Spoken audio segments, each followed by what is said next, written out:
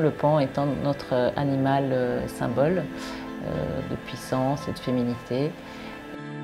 La plume de paon est un chef-d'œuvre de la joaillerie française.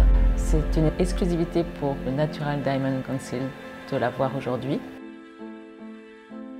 Cette plume a été achetée par l'impératrice Eugénie, la femme de Napoléon III, lors de l'exposition universelle de 1867.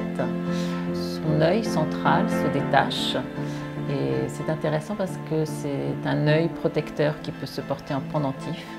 Ça a inspiré beaucoup la taille Mellerio, qui est une taille spéciale ovoïde qui reprend cette forme de l'ocelle de paon.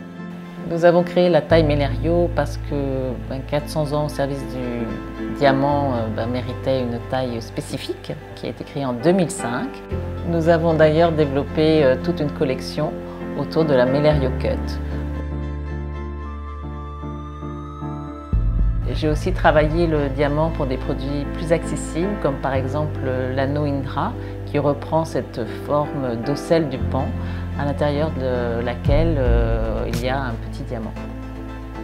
Une des dernières pièces, une écharpe tout en diamant, qui devait être très souple. Donc nous avons étudié la meilleure manière pour rendre ce bijou composé d'éléments rigides par essence que sont les pierres et le métal et d'en faire quelque chose de souple. Et nous avons donc réussi cette prouesse un peu entre guillemets grâce à cette possibilité d'échanger avec le chef d'atelier dans les murs. La présence d'un atelier dans la maison est indispensable. Ça permet d'avoir une mise au point la plus précise possible entre la création et la production.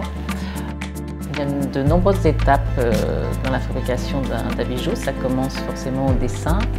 L'étape la plus magique est celle de la cire, je pense, parce que c'est la première mise en forme du bijou. Après la fonte, le joaillier va travailler la pièce, puis il va la passer au sertisseur. Il va donc empierrer la pièce. Les dernières étapes seront le poli. Là, la pièce prend tout son éclat.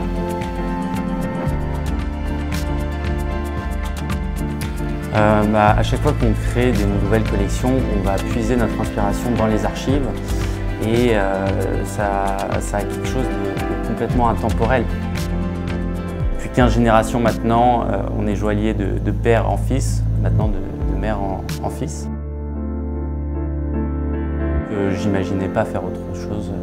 C'est le projet d'une vie, c'est un projet familial. Le but, c'est de rester complètement indépendant et continuer à faire nos créations joaillières pour la vie.